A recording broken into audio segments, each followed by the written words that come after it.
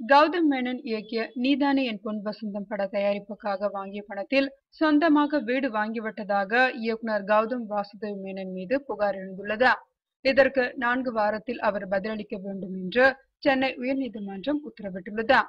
ஜீவா சமந்தா நடிப்பில் வெளியான நீதானே என் பொன் வசந்தம் படத்தின் தயாரிப்பாளர்களில் ஒருவரான RS இன்ஃபோடெக் நிறுவனத்தின் இயக்குனர் அஜய் குமார் சென்னை உயர்நீதிமன்றத்தில் வழக்கு தொடர்ந்துள்ளார்.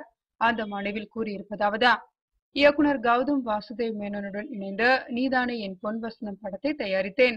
அதற்காக எங்கள் நிறுவனத்தில் இருந்து கௌதமின் பொட்டான் கதஸ் நிறுவனத்திற்கு 13 கோடியே 27 லட்சத்தை கொடுத்தது.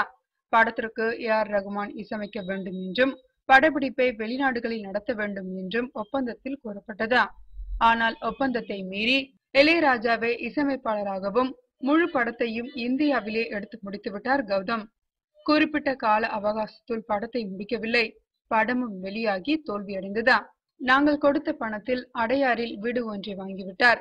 பட செலவிற்கு ரூபாய் 4 கோடி மட்டுமே செலவாகியிருக்கிறது. மீதமுள்ள 8 கோடியை வட்டியுடன் கௌதம் எங்களுக்கு தர வேண்டும். இந்த நிலையில் அவர் தயாரிப்பில் வெளியாக இருக்கும் தமிழ்ச்செல்வனும் தனியார் நெஞ்சலும் படத்தை எங்களுக்கான தொகையை தரும் வரை வெளியிட தடை விதிக்க வேண்டும். இவ்வாறு மனுவில் குறிப்பிடப்பட்டுள்ளது.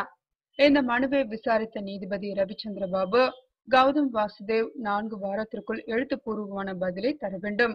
அதன் பிறகு வழக்கை விரைவில் விசாரித்து முடிக்கும் பட்டியலில் சேர்க்கப்படும் என்று கூறியுள்ளார்.